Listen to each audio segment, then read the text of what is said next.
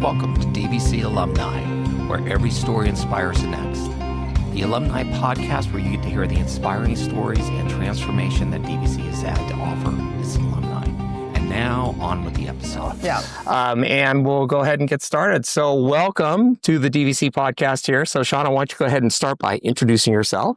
My name is Shauna Mundt. I am a senior historical archaeologist at Pacific Legacy, Inc. in Folsom, California, and I live in Roseville. Cool. Okay, great. So let's talk a little bit. So I found you on LinkedIn because I go through LinkedIn and I snoop on everybody's like, oh, DVC alum, let's connect. And then you look like you had an interesting career. Now that I've met you briefly and we talked, your journey to DVC and how you ended up here at this interesting project, which, hopefully you'll have time to give me a little tour and stuff, is like, oh my gosh, you got to tell more. So let's start with where you grew up.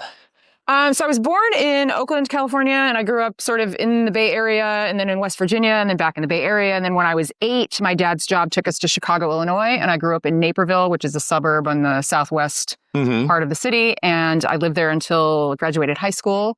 I did not have college plans. My dad's job had transferred us back to Oakland. So we came back to the Bay Area when I was 18 and lived in Pleasanton, and I never went to college. I think I took a couple classes at Las Positas, but it's just kind of, I was 18. I wanted to party and go to dead shows and, not do anything responsible. So, but I ended up working in restaurants for a long time. And then I I got a job where my dad worked at Kaiser Air in Oakland, California. They're a fixed base operator, an FBO. So they do private aircraft management and charter flights. And I took a job there as the receptionist, and that led to a job in customer service, which led to a job in flight operations. And I became one of their schedulers and dispatchers. So I was, someone who helped with, managing their 15 aircraft and, 30 plus crew members. And I did that until, I was probably about 30. And then I suffered vision loss. Oh. And I've been a type 1 diabetic since I was 9, and I had some complications from that. And I became legally blind and had to do all these eye surgeries and ended up not being able to do my job in aviation anymore. And so I went on disability and volunteered for a couple of years doing stuff, but I couldn't drive. So I was sort of limited. I had to go where I could get a ride or where I could take the bus. Mm-hmm. And then after a couple of years, I was just so bored.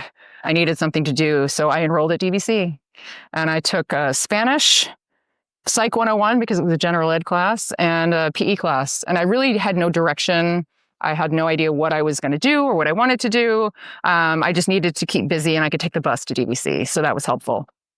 And that just sort of snowballed into, thinking I wanted to become an early childhood educator and get a degree doing that. But then my Spanish classes, every chapter of our book had a section on a specific country. And it talked about, the other languages they spoke other than Spanish, the type of food they ate, their cultural traditions like dancing and, clothing and things like that, and which is very anthropological. And I became very interested in anthropology and decided that I wanted to be an anthropologist and set my sights on UC Berkeley. And I think after I spent 3.5 years at DVC, it took me a year and a half to kind of figure out what I wanted to do. Yeah, and that's a typical story at DVC is like, and that's the thing I keep hearing. And the thing I encourage the folks there, it's like, if your first answer when you show up at DVC is, I don't know what I'm doing, you're in the right place. So you ended up transferring to Berkeley. How did you find that process? Did you get a lot of help or did you have to figure it out on your own? No, I had a ton of help. Rain was I don't remember her last name, but she was one of my counselors at DVC and she was amazing. And I went through that, the transfer program, which made it super easy. It also helped that I was on disability and very poor. So I, I qualified for all of the services, right? I qualified for all the financial services, all the social services, that really, helped me do this. I applied for scholarships and, I had a lot of support from the staff at DVC and then they sort of outside programs that they connected me to. Yeah. And I'm sure that if we look back through the foundation records, you got a lot of scholarships from us because that's where a lot of them were, which that's why we do that, is because it's to help people that, that need to move up in the world. Yeah. So we'll get back. So back at DVC, so you found your time, because you mentioned before we started that you loved your time at DVC. I did. Talk a little bit about that. I mean, kind of like, was it the culture and the kind of the people you hung out with, or what? All of it. I'm going back to college at 35. I mean, I know people do that, but like as an individual, like that was scary. Plus I was, legally blind, and, I had vision issues, and I had to have assistance from the, assistance program to have some of my materials, made accessible. And so it was scary, right? I didn't, know what to expect, but the faculty at DVC was incredible. The counseling department at DVC was incredible. Everyone was like really supportive, and they made me feel very supported, and they made everything easy. Mm-hmm. It just felt very easy. I didn't feel like I was doing it by myself, which was, great. And, I made some friends there, some of whom were closer to my age, some of whom were much younger, and some of those people I still keep in touch with. Like a woman I met at my second semester in a PE class. I think she was 16 or 17 when we met, and it's 15 years later, and we're still friends. Mm-hmm. I went to her wedding, and all this stuff. So just everything about DVC, it was just such a positive experience. And I was also I helped sort of reestablish the Pan-African Union, which is the Black Student Union. So I guess there had been the Pan-African Union, and then it kind of sort of didn't have a lot of engagement. And a couple of the people who were on the, in the leadership positions were transferring out. And so my girlfriend asked me if I would come to this meeting, and I said, sure. And they were like, there was 4 of us there. And so I ended up being the secretary. So if anyone wants to know how a white girl ended up a secretary of the Black Student Union, that is how that happened. But that was a really great experience. And I think it taught me leadership skills. It taught me, it really helped with diversity. And it helped with learning how to actively listen rather than talk all the time, because I like to talk. So I'm struck by a lot of that, and I have to shut the hole in the front of my head. Yeah. Especially with my wife, it's kind of like, okay, yes. So I'll stop talking now. So anyway, but were there any other experiences at DVC? Because so I do see people that are involved in clubs for a variety of reasons. Some of them it's purely, they want it for the resume. And then there's some that do it because it's really something they strongly believe in, and they're looking for that tribe or that group cohesion that comes with being in a club. So you end up with this really strong, one of the learning communities at DVC is Puente, and I keep hearing about it all over the place. And it's just like, wow, so yeah, it's one of those things where I really think being involved in the learning communities and then being involved in a club or clubs so a lot of the kids there, and they are kids, come on. Right. Is they're, involved in 2, 3, 4, 5 clubs. And I don't know how they have the time. Plus they're carrying like 18 units or something like that. And I'm just like, that just makes me exhausted listening to them. But, well, cool. So you were working on the process of getting from DVC to Cal, and how did you find that process? Did you find it like fairly, it's involved, but did you feel like it was really something that was working for you? And did you feel like when you got to Cal that you were prepared? I did. Yeah, I absolutely did. I felt, I felt ready. I did really well at DVC. It probably helped that I didn't have to work, but I got out of there with a 4.0 GPA. Wow. And was able to, I felt ready when I went to UC Berkeley. And like I mentioned before, the process to getting there was, sort of, I had a lot of help, right? I didn't feel like I did it by myself. And I think if I had to navigate all of that by myself, I don't know if I would have been as successful. But, the support from DVC was great. Mm-hmm. But I want to go back real quick. You asked me what other things I was involved in at DVC. One of my favorite experiences was I did the study abroad program to Cuba. Really? With Dr. Lenore Gallen. You gotta talk. Yeah, Come on. That was incredible. It was a 16-day program. We left on, I think, either Christmas Eve or Christmas Day, or maybe the day after Christmas. It was around Christmas time. I missed Christmas that year. Well, not really, but yeah. I'm thinking, I don't know. I'm thinking you had a world-class experience. I did. For Christmas. Yeah. And it's like, you could have been at home eating turkey and opening presents. Or right? So, And it was 2011. So, the Cuba was not open to, American travelers. So we went on an educational visa. And we also brought educational supplies to a school at one of the towns down there. We brought some, like clothes and stuff for mothers and newborns at a maternity hospital. So it was sort of like a philanthropic trip. And that was how we were allowed to go. Yeah. And there was about 30 students. And then Lenore Gallen was the leader, and she'd been leading that study abroad for, I think that was her 7th or 8th year. And it was incredible. We started in Havana. We had a tour guide. His name was Jesus Noguera. He's fantastic. I still keep in touch with him. And we did Havana, and then we flew down to Santiago, which is in the southeastern part of the island. Mm-hmm. And then we took a tour bus, and we drove basically up through the island and back to Havana. And it was incredible. We visited a performing arts school. We went to the medical school down there, which is like the big Latin American medical school. And we actually met one of the American students. So American students can come study at that school for free. But one of the caveats is when they return to the United States, they have to perform community service. So they have to go, it's like pro bono for lawyers. Yeah. So they have to go back to, sort of disenfranchised communities or their own communities and, provide free medical care and resources and stuff. But it was amazing. I got to ride a horse through a tobacco field at sunset. Oh my. When we were in Viñales, we had brought some educational supplies for one of the schools, and the community had a big party for us. There was like food and cake and dancing and music, and like the Cuba was an incredible experience. Like I have some street art that I bought at a Santeria festival hanging on my wall at home. It was definitely one of the highlights of my life, is being able to go there. And the only reason I could go there was because of DVC. Yeah, wow. Yeah. Well, and again, you didn't really miss Christmas. You got No, I had a different Christmas. Well, yeah. And it's like, it's that's definitely a world-class experience. For sure. It's just, and it's one of that'll live on with you forever. So it's just, that's spectacular. Yeah, that's great. So, so you got a chance to do that. You transfer to Berkeley. You then do your work at Berkeley. You graduate there. Then you went on and got a master's at, and I didn't have San Jose State. Thank you. Yeah. Thank you San very Jose much. State, And now, I had my notes and they're floating around in there someplace.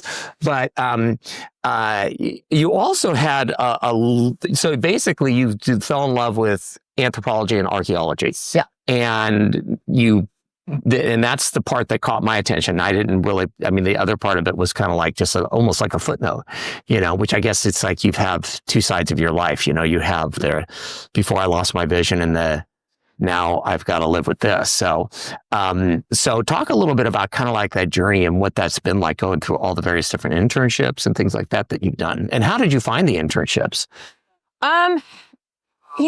I did a couple of internships when I was at Berkeley. I did one at the Phoebe A. Hearst Museum. It was at one of their offsite storage facilities where I got to package up baskets, Native American baskets. Oh. So I learned how to do that. And then I had an internship at the Oakland Museum of California, where I also worked in their offsite storage facility and I assisted with inventory and packaging stuff and, cataloging. I don't remember how I got those. Okay. Well, okay. So let's go back to those for a minute, because I'm thinking. So first of all, I'm really bad when I get into stuff that's interesting to me. Like I like to go to like these old guys' shops that's got all these interesting stuff all around. It's like, oh wow, and I get lost for hours, and my wife will be standing there, go, come on, we gotta go. So how did you? And I can imagine, especially. I'm not even an archaeologist, other than if you looked at my house, you'd think I was one for bicycles. But but the thing is like I can imagine that there's the thirst for, oh my gosh, look at what I've got, and like getting all interested in that. And then, okay, we got to get the work done. Yeah. So was that like a bit of a struggle sometimes in some ways? Or? Sometimes, but, consider the fact that everybody else that you're working with in that environment is also like that. Okay. And so, you do have these moments where you're like, oh, check this out. But you learn not to linger on that. Yeah. It's kind of like a quick appreciation, and then, you continue doing what you need to do. Okay. So you get a chance to nerd out for a minute. Yeah. And then it's like, because we're all nerds in there, Well, I don't know. I'm not even in there and I'm thinking nerd, It's just like, I would be like totally, oh, wow, and especially if I've got somebody who can explain it to me. It's like, well, tell me about this. My wife and I, we went with some friends over to Rodeo, had a car show. And what I liked about it was that it wasn't like the super high-end car show. It was a pretty high-end, but And the ones that I like are really like the rat rods, which are, falling apart, kind of looking. And, so it's like they're kind of, and there's stuff on them that it's like, okay, why would they do that? I get why they do it because it's cool, but then I'm sidetracked a little bit. But I mean, the thing with archaeology is like, I can see, and we're going to go around this because I was all excited when you told me we could come in here and actually, so sorry, I got completely. No, it's all good. We may cut this part. We may leave it. Who knows? So tell me a little bit about how you ended up getting involved with this. So there was a part of your resume where you talked about the Potter's Field. Yeah, and so that is down at that end of the cemetery, down at the bottom of the hill. Okay. Just of course you put all the poor people are down there. Poor people are at the bottom. Okay. So when I was in grad school at San Jose State, I was living in Concord, and I should also mention that in the from 2006, when I lost my vision, to 2016, my vision improved enough to where I was able to get my driver's license back. And so as of 2016, I am able to drive. Okay. So I did have that sort of evolution of that. But my girlfriend sent me a Facebook page, and it was the Potter's Field Restoration Project, and they were advertising a public archaeology day at the Potter's Field at the Martinez Cemetery. And she's like, hey, this looks like it's right up your alley. And I was like, all right. And so I sent a Facebook message turned out to be Joseph Palmer. And I said, hey, I'm a graduate student at San Jose State. I'm studying archaeology. I was wondering if I could come out this weekend. And he was like, yeah, absolutely. Please come. We would love to have you out. And so I ended up getting involved with the Potter's Field Restoration Project. So the PRFP, they started in 2015, and it was just sort of an effort to, sort of maintain the Potter's Field and keep it clean, and sort of, the headstones are all these little concrete, markers with numbers on them, and there weren't really any headstones. There's a couple headstones down there, but not really. And they just wanted to sort of clean it up and see if they could, identify any of the residents and whatnot. And while they were cleaning it up, they found this crumbled brick thing, which turns out to be a 19th century Chinese funerary burner. Oh, okay. So what they were doing was starting the process of dismantling the burner and excavating around it. So they had a local archaeologist who, he's a professional archaeologist. I know who he is. And he came out and, offered to help. And so I came out and screened and, So rather than us lay people like destroying it like, archaeology was 150 years ago, oh my gosh, look at all this cool stuff. Yeah. It's like have actual professionals do it so you don't destroy the historical value of it, which is, I think, brilliant. So, yeah. And so I got involved with that. And then, Joseph Palmer, Judy Palmer, they were part of the original PFRP volunteers. And there was another man named Christian Rousset, and he is an historical architect. And he's done a ton of architect work in France. He's from France and America. And we enlisted the help of Sonia Ng, who's a Bay Area Chinese historian, to sort of learn the history about Chinese funerary burners and, sort of what they were used for and why. And, it sort of ties into, the Chinese population in the 1800s, and sort of their funerary practices and whatnot. And we decided to redesign and rebuild the burner using as many of the original bricks as we could. So we had this whole process where I think it was over the course of a year or two, where we came out on weekends, took the bricks, cleaned them, sorted them into broken and unusable, usable, and then, whatever. So, so we did that. And, the plan was to do some further excavation before we started to rebuild it. And then we ended up forming the Martinez Cemetery Preservation Alliance. It was sort of born of that. Mm-hmm. So we're a 501c3. I think there's 6 of us on the board. With any sort of nonprofit like that, things move slowly. Yes, I know. Judy Palmer is a really skilled genealogist, and she has identified quite a few of the residents of Potter's Field, one of whom is Aaron Rice. Aaron Rice was an enslaved man in Missouri and Kentucky, and he came out here with his enslavers, William and Louisa Rice, who are right over there. Okay. We'll go visit them. Yeah, we'll go visit them too. And he ended up, eventually becoming a freedman. And he's buried down there. But his Aaron Rice when he was enslaved in Missouri and Kentucky, he lived at the what is now the Rice Tremonti House, and it is a plantation. This way a little bit. Plantation that is on the National Register of Historic Places. Oh wow! Okay. Yeah, so there's some really interesting historical ties to people in the cemetery. So we've managed to do that, and the Potters or the Chinese funerary burner project has sort of been put on hold.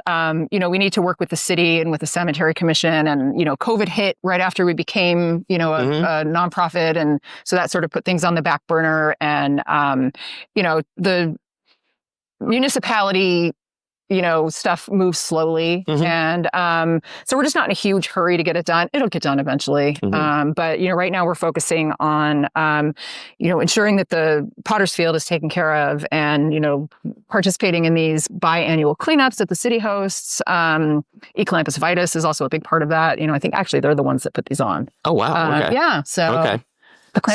So you guys have a lot of participation from the local community and stuff like that. Well, I'm looking at this and I'm thinking this is a pretty good show for all volunteer organization. I mean, this is. I know sometimes it ends up being three cranky people that are tired of doing it all themselves. And no, we get a lot. A lot of volunteers come from the Latter-day Saints. Okay. Because they're interested in genealogy. They have the Mormons in Utah have like the largest genealogical database in the world. And so a couple of years ago, we actually had a huge group of volunteers come out, and we took photos of all of the markers and geotagged them, because what we want to do is create an interactive map so that people can go onto the city website or to our website and find their decedent and know exactly where they are. Oh, wow. Yeah. Okay. Well, that'll be fun. Wow. Yeah.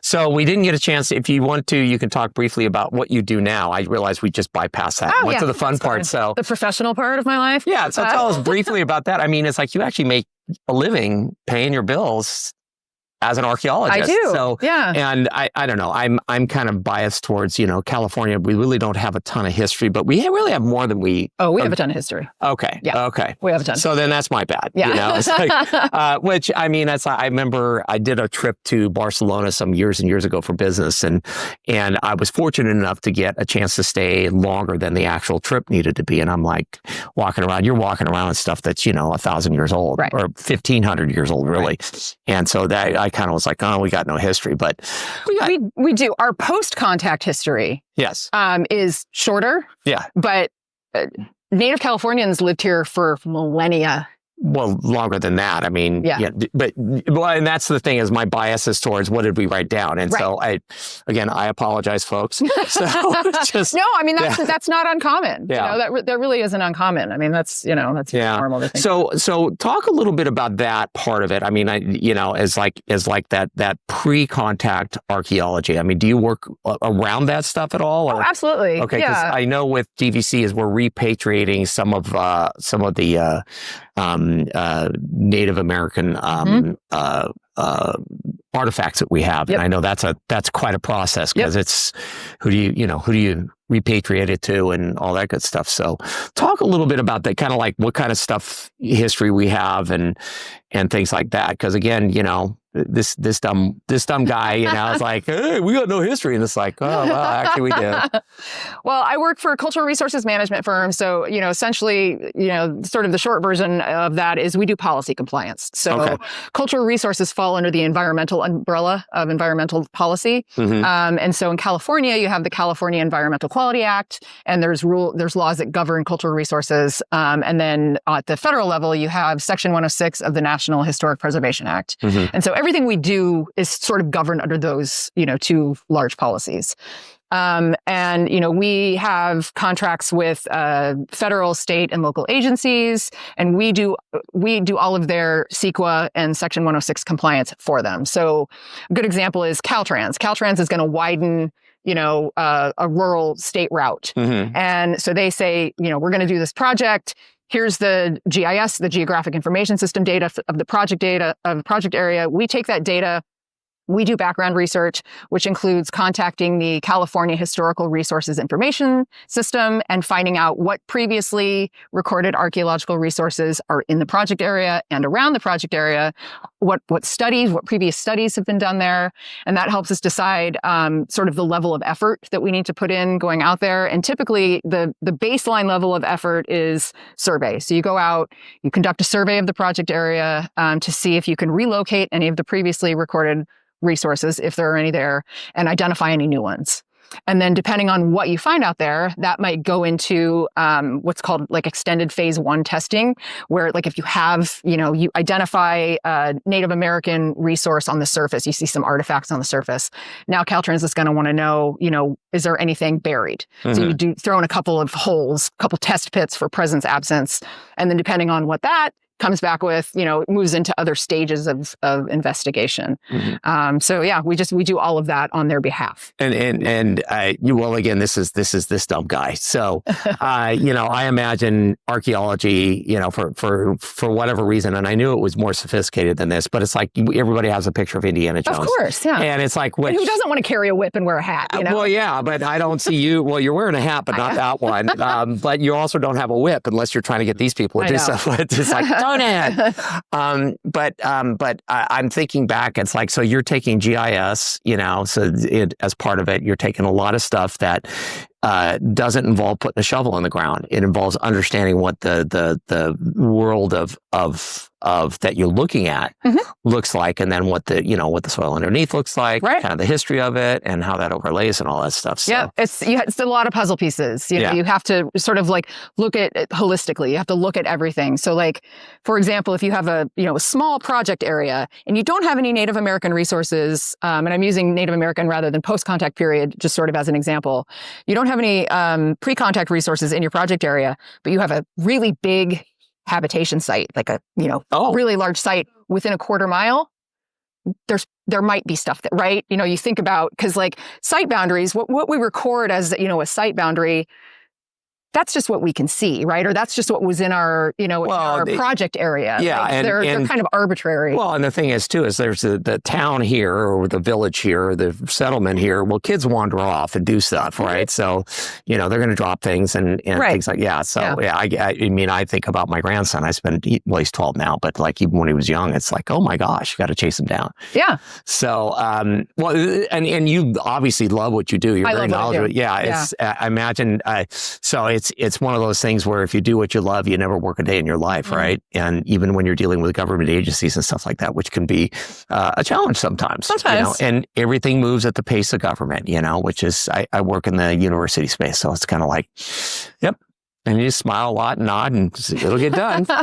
Yeah, so, the company I work for is 100% woman-owned. They've been around for over 30 years. Okay. It's a small business. We have offices in Folsom, Berkeley, and then Hawaii. Nice. Do you get to travel to the Hawaii office? I do not. Bummer. Hawaii is great, but honestly, Hawaiian archaeology is really hard. Really? Well, there's a lot of lava rock, and it just destroys your everything. Okay. Your shoes, your pants, your skin.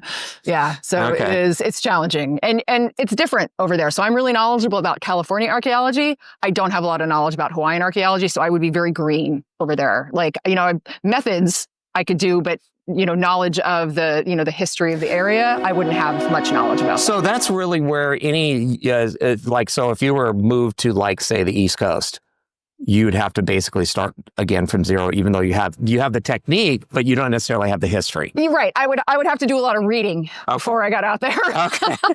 Yeah, because in North America, the United States, the contact period started pretty early over on the East Coast, and it started, pretty late on the West Coast. But the indigenous peoples that lived in the area, they were all very different. Mm-hmm. There's a lot of diversity, and, sort of in Middle America and on the East Coast, you have sort of larger tribes, these sort of larger political units. And in California, because of the geography here, the tribes were smaller. They were more like, they're referred to as tribelets. Mm-hmm. So they were these sort of smaller political entities. Mm-hmm. And California was really diverse before contact. I think there was over 500 recognized tribes and 500 languages spoken. And of all the languages, of all the indigenous languages spoken in North America, 20% of them were spoken in California. It was now California. Because there was just so many little. Okay. Yep. Okay. I think again, dumb old guy. No, seriously. I mean, this is just kind of the way, it's like, because, my understanding of American pre-contact is just, there was the Great Plains and they were all one. And then there was, the Navajo and the Apache and that was all one. And then there was the Aztecs and that was all one. And then as I've gotten older and a little more interested, it's like, no. Yeah. They're way more diverse. And it's like, now you're, apparently I'm going to have to take some classes. So. Yeah. Well, I think, yours and my generation, we were taught more like a broad, history of Native Americans. I didn't really learn anything really detailed until I went to college as a full-blown adult. And I at Berkeley, I was really lucky to train with, one of California's top Native American archaeologists. His name's Kent Lightfoot. He's incredible. He's done a ton of work in California. He's written like these really incredible books that talks about the Spanish mission systems and the effect they had on Native peoples and, sort of the Russian fur traders up at Fort Ross. And, he's just, Well, I grew up in Alaska and in Anchorage. And even then it was funny. I mean, I was a kid as we moved back down here when I was 10 or 11. And it's like there was Indians and Eskimos, and we knew them as distinctly different not tribes, but groups. And then amongst them, there were even some segmentation, it's like you go down along the Pacific, along Skagway and Juneau and things like that. It's like those were definitely more related to, Seattle and they had the totem poles and all that good stuff. Again, and then you get up the Eskimos had, the mucklucks and the furs and the boats and stuff like that. And you get inland and it's a completely different set of rules for that. So. Right. Well, like even California. So, you have like sort of north of here, like Mendocino, Lake County, you have the Pomo. That's the big group. But even amongst them, you had the Southern Pomo, you had the Eastern Pomo, the Northeastern Pomo. And because their, ecology and geography was slightly different, they had slightly different practices. Their languages, kind of like Southern California and Northern California, we root for the Giants, they root for the hated Dodgers, right? Sorry, folks. But again, I can see where the Pomo would. Now here, specifically in this area, what did pre-contact look like? Pre-contact was primarily Ohlone here, the Ohlone people. So in this part of, and they lived, there was mounds all along, the Bay Shore, which Nels Nelson mapped in like 1906 and 1907. There's a lot of shell mounds and, they subsisted on diets of, fish and, terrestrial animals. The native peoples of California were incredibly skilled at taking care of their land. And they really had this balance. They used fire as a tool to, keep vegetation, overgrown vegetation at bay and also sort of replenish the soil. They just had this, they lived here for so long that they had really developed these skills, and they knew how to take care of and care for their land in a really holistic, we could learn a lot from the practices, and we should start employing some of them. But so the Ohlone, would be here where we are. I think the tribe that represents this area that we're standing on is the Confederated Villages of Lijon Nation. They are a non-federally recognized tribe. Most of the California tribes from Sonoma down to Santa Barbara and even down into San Diego are not federally recognized. Is there a particular reason or? Spanish mission system. Wow. Okay. Okay. So the mission systems came in, they kidnapped Native peoples, brought them to the mission, forced them to stop speaking their language, cut their hair, and abandon all of their cultural practices. And it really disrupted their culture. And then on top of that, we had Alfred Kroeber, who was a noted anthropologist. Kroeber had good intentions, but he significantly stepped in it when he basically said he evaluated a bunch of tribes in the Bay Area and said that they don't have any cultural continuity. And so that prohibits them from being federally recognized. And that wasn't true. They did. They just kept it, it was hidden. On the down low. Mm-hmm. Yeah. So there's a huge population of tribes all along the coast of California that just don't have they have state recognition. Okay. And so if you're doing a state-funded project, you're required legally to consult with them. And most federal agencies, even though there are non-federally recognized tribes, they still consult with them on projects. But so it's complicated. It's complicated. Yes. Yeah. Okay. It's complicated. Okay. And federal recognition gives you land. You're considered a government. You're your own nation. You're your own nation, and so you have more rights than a non-federally recognized tribe. Man. Yeah. Well, we're not going to go down that rabbit hole right now. Yeah. We'd be here for hours. Yeah. So let's do this. So I want to, because I still got to talk to Judy and Joseph, because I've known them forever. And I do want to get a chance to kind of let's take a look at this, but are you ready to give us a little tour? Sure. Yeah. All right. Well, let me get pulled off the stick here and we'll go do that. So we're back on. So let's give us a little bit of a tour here. So this is the main cemetery. We believe the cemetery was established in 1850 or 1851. That's when the first people were buried here. And it was primarily, it was the early pioneers, early, American colonizers that came over in search of gold. And we have the Rankin from Rankin Park, I guess. Yep. Yeah, there's a lot of famous names in here. Wow. Okay. I believe John Muir's in-laws are buried here. Okay. The stripe. What is it? I can't remember their name. I should have looked that up beforehand. But yeah, John Muir's in-laws, I believe, are buried here. Okay. PFC. All right. So that guy is from World War I. Okay. There's another Rankin. Yeah. These are young people. Yeah. Yeah. Anybody that wonders why a vaccine should be given, this would be probably part of the reason. There you go. 5 years old. Yep. Sorry, that was my other political comment. Yeah. I agree with you. So. Okay. Oh, and there's all the bricks. Yeah. Okay. Yeah. So here's the Potter's Field. All the markers have numbers. The records are a little spotty.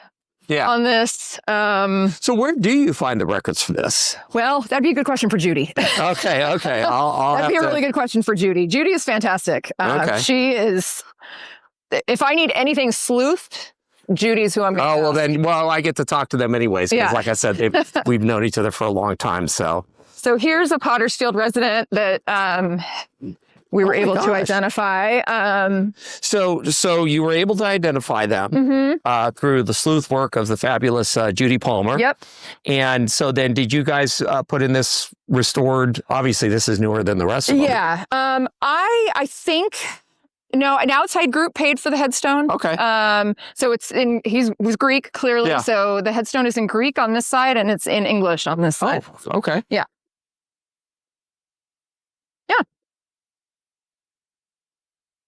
Okay. Wow. This is spectacular. And then the Chinese. Yeah. So here's the Chinese funerary burner. It's filled with sandbags to sort of keep look at the little lizard. Oh. Sort of keep the shape. But yeah, here's, so this was, it's just sort of a crumbled pile of bricks.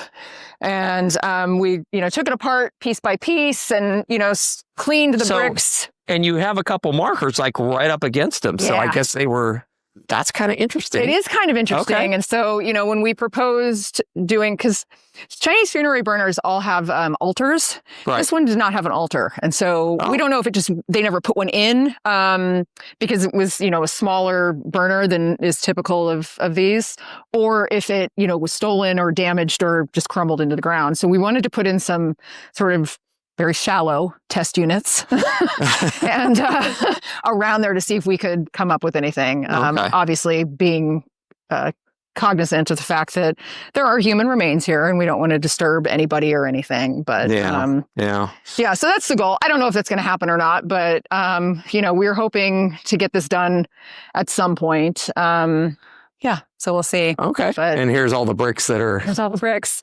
But the interesting thing about sort of the history of the Chinese in Martinez, there was a really robust Chinese population in Martinez in the 1870s, 1880s. Mm-hmm. They pretty much all worked at the fish factory.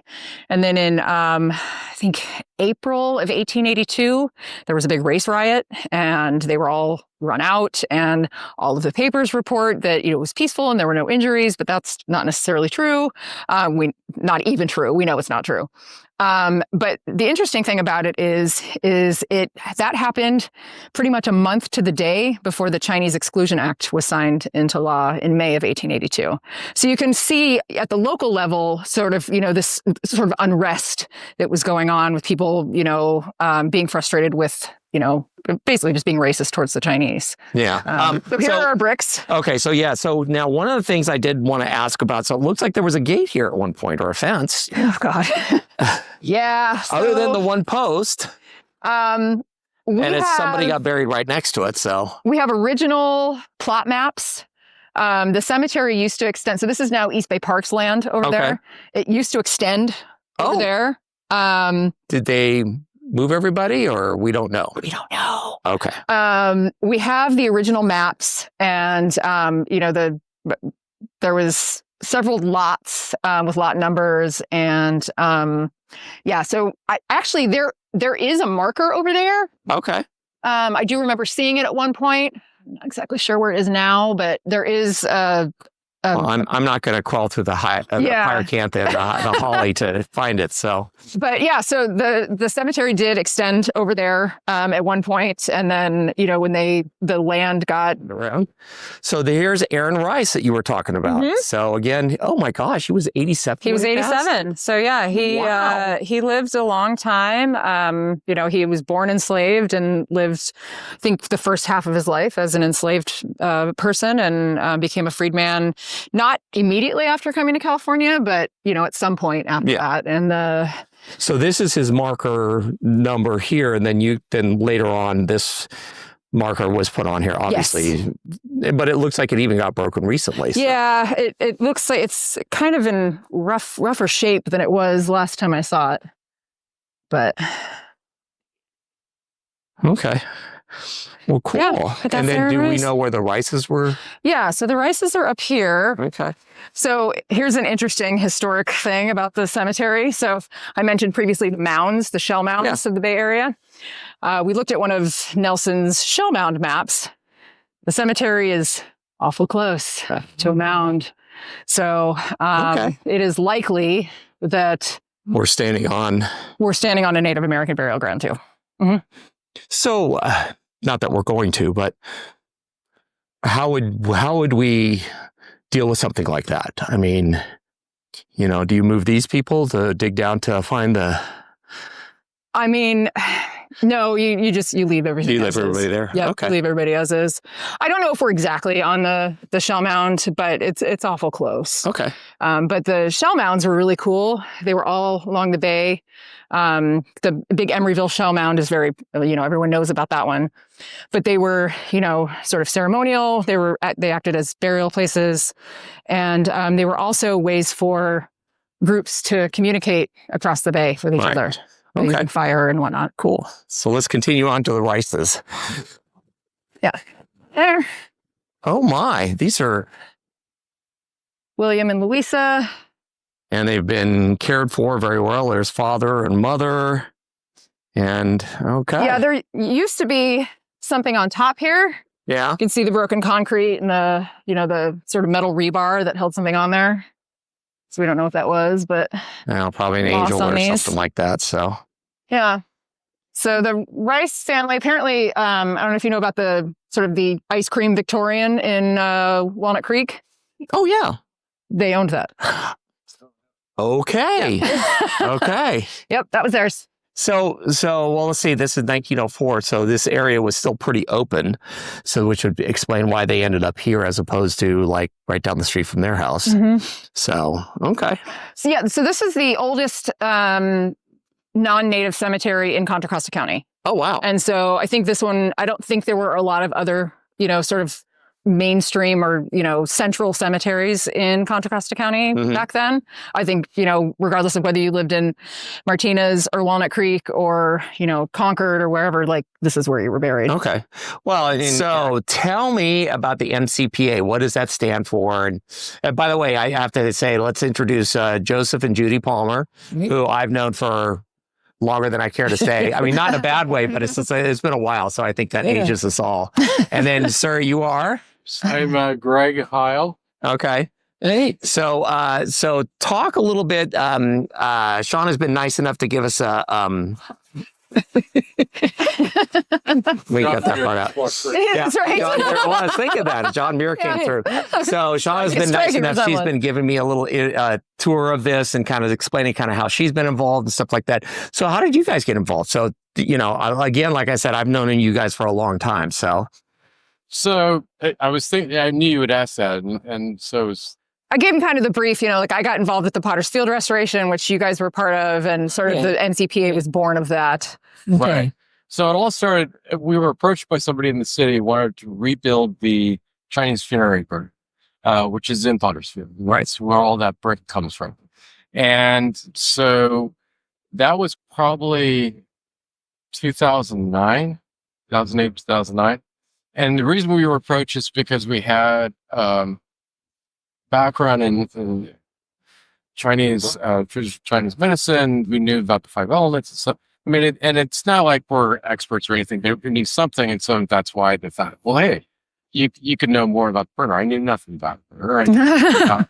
What Chinese summit is in the Chinese cemetery and all that kind of stuff. So we did our due diligence. We started out with, okay, we'll just take the we'll deconstruct what was there and to preserve it and see what else we can find. And so and that started as and I should also say too, when we were looking at the burner, we noticed the rest of the Potter's Field. I didn't know anything about Potter's Field. I didn't know what this was. Well, we can't just do this. We have to do all of it because it was a mess. If you see pictures from what we originally took, there was so much debris and branches and things like that. It was yeah. So that's how we got started, and we started putting it out there. I started the Potter's Field Restoration Project.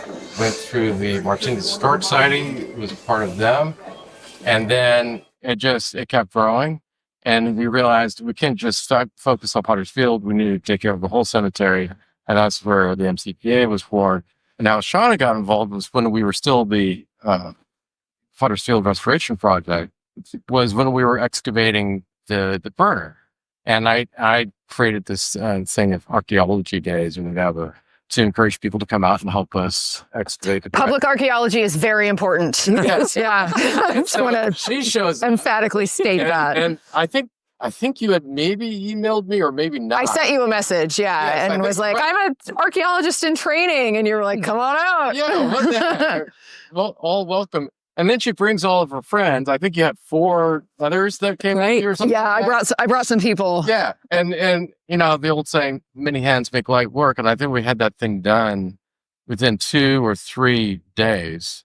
Deconstructed and cleaned and so forth. And we have pictures of that too, the process. So Judy, yes. Word on the street is that you are the queen of detectives over here and figuring out who's where. Right. So right. I know you've been doing this for a minute or two. Yeah. We'll just say, but it's like, what's the process that you go through as your...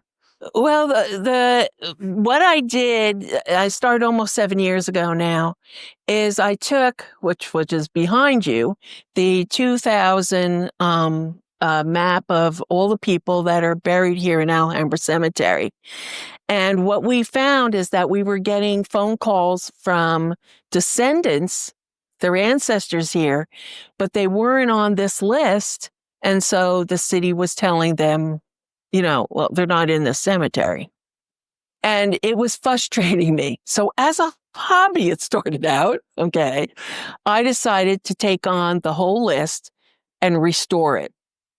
And so 7 years in, we have found things like over 500 misspelled last names on the list, duplicates. Triplicates. We have found over 500 people that were not on the list. Okay. And it's a genealogical process to do it. So we have over 2,000 obituaries already that I have found through the newspapers.com, Ancestry. We use all of those websites in order to try to restore it. Go ahead and introduce yourself. All right. My name's Joker, and I'm a member of Chapter 13, Joaquin Marietta. Little history about how we got started. Back in the days of the gold rush, they didn't consider the Clampers upstanding enough citizens to join the social clubs at the time.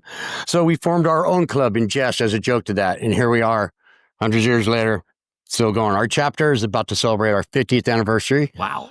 Next year, we started out in Clayton, and we've been in that parade there for 49 years now. Next year will be our 50th year. And we've been doing these cemetery cleanups since around 97 and maybe a little before that. Okay. So that's pretty much in a nutshell what we are and what we do. There's like, I believe 51 chapters in 7 states now. Okay. So we're all right, Shauna, you were absolutely a wonderful hostess. Thank you very much for having us come out here. It sounds like you're having way too much fun with something that started off as, "Ooh, this looks interesting." Yeah, I mean, I honestly, thank you so much for asking for me to share my experience. Yeah, I feel like I got really lucky. You change careers sort of late in life, and it could go either way. I feel like I found the pot of gold, kind of the unicorn, So I'm very grateful to have landed where I have, and I love what I do. So if anybody wants to get a hold of you, maybe to come talk to a class or something like that, how would they get a hold of you? They can email me, which do you want to just provide that? Shauna Mundt at gmail.com. Okay. ShaunaMundt at gmail.com. Okay. Yep. Feel free. And if people want more information about the cemetery here, martinezcemetery.org. We also have a Facebook page, Martinez Cemetery Preservation Alliance, also known as the MCPA. And if you're interested in my professional work, you can go to pacificlegacy.com.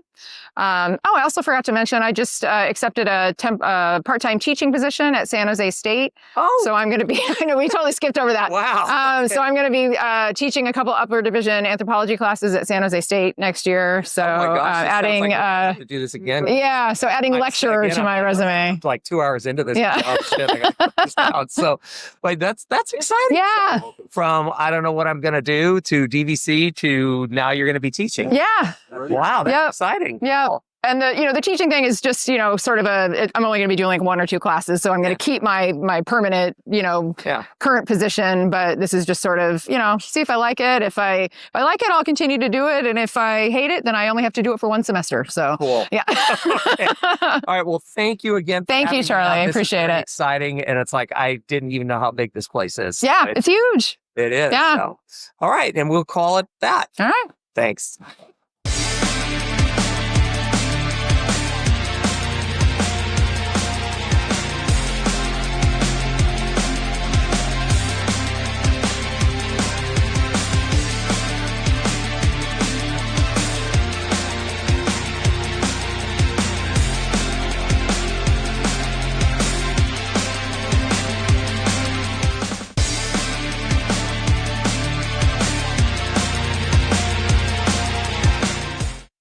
Thank you for tuning in to DVC Alumni, where every story inspires the next, the podcast for the DVC Alumni Association.